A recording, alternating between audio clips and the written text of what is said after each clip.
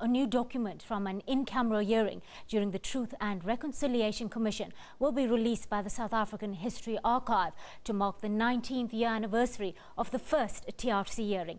Now, documents found about former Mozambican President Samora Machel, incidents at the notorious Vlakplas, and a detailed outline of the Magoos bar bombing were accessed through SAHA's Promotion to Access to Information Act.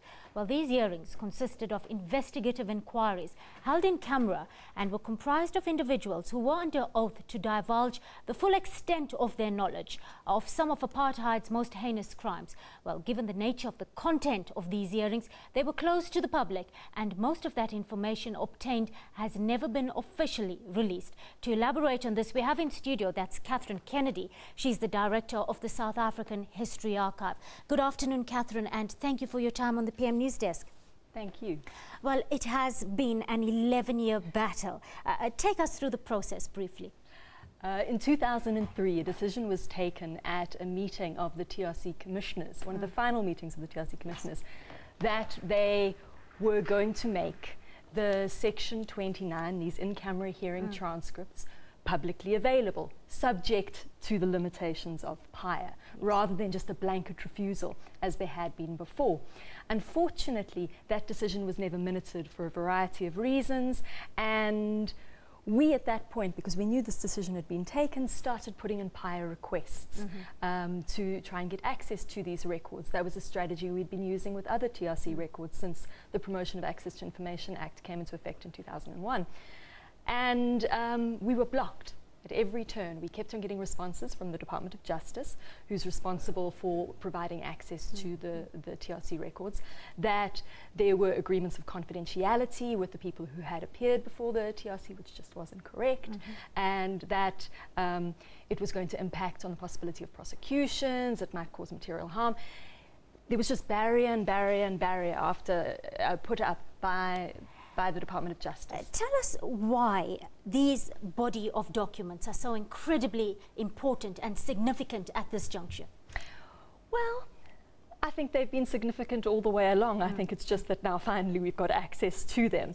The reality is that our TRC is renowned for being an inherently public process. It was one of the first truth commissions, transitional justice mechanisms, that really put public hearings at the center of this engagement with the past.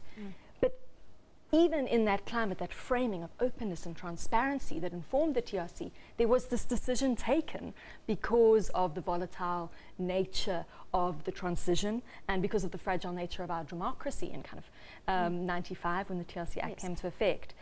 It did mean that they'd made this decision to keep something secret temporarily, but ultimately, in order to actually build as complete a picture as possible of what happened, we did Catherine, need to get access to them. We are talking about never before released documents. Just how explosive are these? Well, we're not really sure.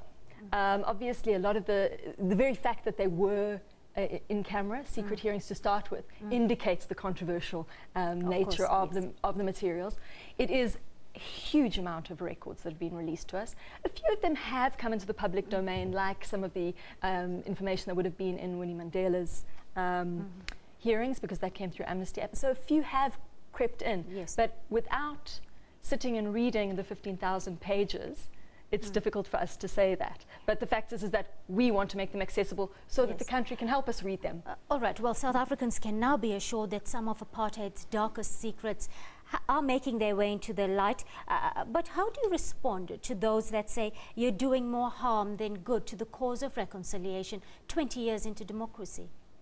I don't think our cause of reconciliation is particularly far advanced. I think we have a stalled reconciliation agenda, and I think we have a stalled reconciliation agenda because we've turned away from some of the complexities and difficulties of our past.